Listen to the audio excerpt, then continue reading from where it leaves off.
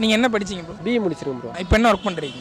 இப்போ வந்து நான் பிஸ்னஸ் பண்ணிருக்கேன், கான்ட்ராக்ட் எடுத்து பண்ணிருக்கேன். ஏன் பிஇ படிச்சுட்டு பிஸ்னஸ் பண்ணுறீங்க? அதாவது இந்த காலத்தில் பார்த்தீங்கன்னா படிப்புக்குன்றது வேல்யூ கிடையாமல் போயிடுச்சு. 1008 பேர் பிஇ முடிச்சிருக்கான். அதனால் அந்த லைனில் இப்போ 10 ரூபா கொடுக்குற இடத்துல 4 ரூபா தரேன்றான். நம்ம எங்கே போய் சேருது? அதனால் தனியாக நம்ம ப்ராஜெக்ட் எடுத்து பண்ணிருக்கோம். நீங்கள் படிக்கும் போதே தெரியும்ல இதுக்கு முன்னாடி நிறைய பிஇ படித்தவங்க இருக்காங்க, வேலை கிடைக்கல, அப்புறமும் ஏன் பிஇ போய் படிக்கணும்? வீட்டில் ஒரு இன்ஜினியரிங் முடித்தா ஒரு நல்ல ஜாப் கிடைக்கும்னு சொல்லிட்டு வீட்டில் இருக்கவங்கள ஆசை. சரி, அவங்க ஆசையாக நம்ம கிடைக்கிறதுன்னு சொல்லிட்டு அவங்க ஆசையை பெற்றவங்களுக்கு ஆசையாக தான் படிக்கிறது. வேறு பேரண்ட்ஸோட ஆசைக்காக படிச்சிட்டோம்னா நம்மளோட ஃபியூச்சர் ஃபுல்லாகவே வேலை இல்லாமல் வேஸ்ட்டாக போயிடுதுல்ல?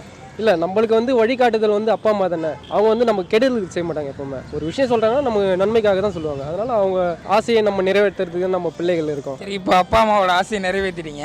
இதுக்கப்புறம் நீங்கள் பிஸ்னஸ் ஒருவேளை லாஸ் ஆச்சுன்னா உங்களுக்கு அது பெரிய ஐடியா இருக்கும். அப்போ அதை எப்படி ஃபேஸ் பண்ணுவீங்க? அதுதான் பேரண்ட்ஸ் சப்போர்ட் பண்ணுவாங்க. மற்றபடி நமக்குன்ட்டு ஒரு பேஸ் மட்டும் இருக்கு இல்லையா, அவங்க படிக்க வைக்கிறது அவங்க கடமை. அதுக்கப்புறம் ஒவ்வொரு ஸ்டெப்பு நம்ம தான் ஏறி போனோம். இந்த வழின்னு சொல்கிறாங்க, இந்த முதல் படிக்கட்டு போன்னு சொல்கிறாங்க. அந்த 18 படிக்கட்டு இருக்குன்னா அந்த 18 படிக்கட்டு ஏறது நம்மளோட கடமை தான் அது.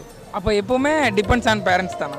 ஆமாம் ப்ரோ. வேறில்லாத மரம் போல் என்னை நீ பூமியில் நட்டாயே, ஊர்கண் எந்த மேலே பட்டாலும் உயிர் நோக துடித்தாயே.